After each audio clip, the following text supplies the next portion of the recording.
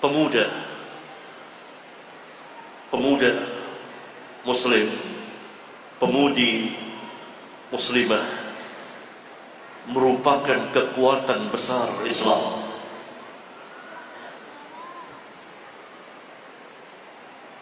Karena itu Sayyidul Anbiya wal Mursalin, penghulunya para nabi dan rasul, nabi kita yang mulia Muhammad sallallahu alaihi wasallam dikelilingi oleh pemuda. Malik bin Huwairits radhiyallahu taala anhu datang dari Yaman bersama 20 orang pemuda sebaya duduk di majelis Rasulullah sallallahu alaihi wasallam belajar bersama berapa orang pemuda selama kurang lebih 20 malam, 20 hari belajar. Mereka syabab, pemuda. Mereka lah yang meriwayatkan hadis Nabi yang mulia sallallahu alaihi wasallam. Malik bin Huwairits ini yang meriwayatkan sabda Nabi sallallahu alaihi wasallam yang sangat terkenal, "Sallu kama ra'aitumuni usalli." Salatlah kamu seperti kamu melihat aku salat. Seperti kamu melihat salatku. Hadis sahih dikeluarkan oleh Imam Al-Bukhari. Pemuda dan pemuda lain. Bahkan sebelum Rasulullah SAW, Nabi Musa, Nabi yang mulia alaihi salatu wassalam, didampingi oleh pemuda Yusha bin Nun. Dan kita dengar kisah Ashabul Kahfi, orang-orang yang kuat akidahnya, mempertahankan tauhidnya. Pemuda merupakan kekuatan besar Islam. Tapi pemuda yang berjalan dalam kehidupan dunia yang fana, yang rusak dan terlaknat ini, dengan menghambakan diri di hadapan Allah. Pemuda yang Nabi SAW sabdakan kepadanya seperti Abdullah bin Umar, "Kun fid dunya ka'annaka gharibun aw 'abirus sabil." Bukan pemuda-pemuda seperti sebagian dari kaum muslimin dan pemudi-pemudinya, sebagian pemudinya yang menghabiskan masa mudanya untuk berpoya-poya di dalam kemaksiatan kepada Allah. Syiar mereka, wahyu dari iblis. Mumpung masih muda, habiskan waktu, nanti tobat kalau sudah tua. Akhirnya mereka pada mati di masa muda. Ada yang mati karena kebanyakan narkoba, ada yang macam-macam. Tidak ada yang salat, kencing di jalanan, terbuka auratnya, berboya-boya, sia-sia. Padahal Nabi yang mulia SAW telah menjanjikan tentang pemuda itu. Ada 7 golongan yang dinaungi oleh Allah.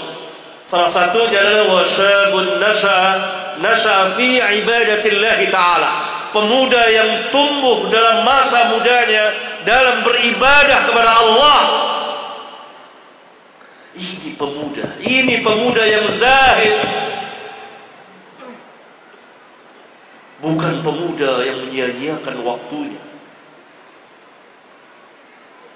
dalam rangka mentaati syaitan, tapi pemuda yang memanfaatkan waktu mudanya dalam mentaati Allah dan Rasulnya. Dia mentauhidkan Allah, dia mengerjakan perintah Allah, menjauhi larangan Allah.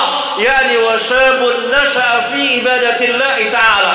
Pemuda yang tumbuh dalam masa mudanya dalam beribadah kepada Allah. Ini pemuda, ini kekuatan besar Islam.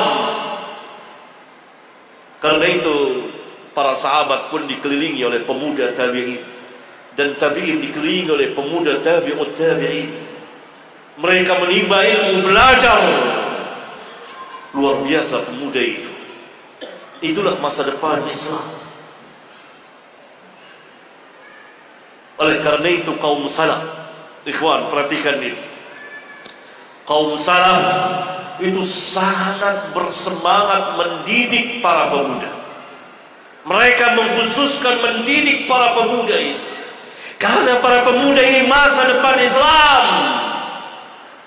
Oleh karena itu, sebagian dari mereka kaum salaf mengatakan bahwa salah satu nikmat terbesar bagi pemuda adalah dia berteman, bersahabat dengan ahli ilmu. Itu nikmat yang luar biasa. Karena itu sering saya katakan di majelis-majelis ilmu, pemuda itu dilihat di mana dia duduk dan kepada siapa dia duduk. Kalau di mana dia duduk di majelis ahli ilmu dan dia duduk di hadapan ahli ilmu, ahlus sunnah wal jamaah, dia belajar Alkitab dan sunnah ala fahmi salafil ummah, maka dia menjadi saf terdepan, dia berada di saf terdepan, dia membela Islam. Tapi kalau dia duduk bersama ahli maksiat, orang-orang yang durhaka, tempat-tempat maksiat, di hadapan orang-orang yang durhaka, pembuat maksiat dan ahli bid'ah, maka dia saf terdepan yang membela kedurhakaan kepada Allah, saf terdepan yang membela kemaksiatan, saf terdepan yang membela bid'ah. Pemuda itu dilihat di mana dan kepada siapa dia duduk.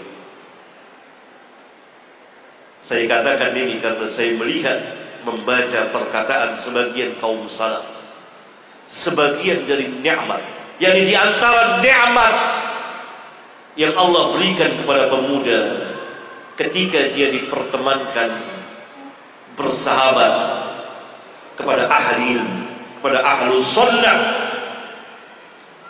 maka itu merupakan nikmat besar karena dia bisa belajar kepada ahlus sunnah, pada orang-orang yang alim di antara mereka tentang Islam berdasarkan nur cahaya dan hidayah Al-Quran dan sunnah Rasulullah alaihi salatu wassalam. Karena itu kita ajak pemuda-pemuda kita untuk duduk di majelis ahli ilmu, ahlus sunnah wal jamaah, dan kita didik mereka agar mereka mentaati Allah dan Rasul-Nya.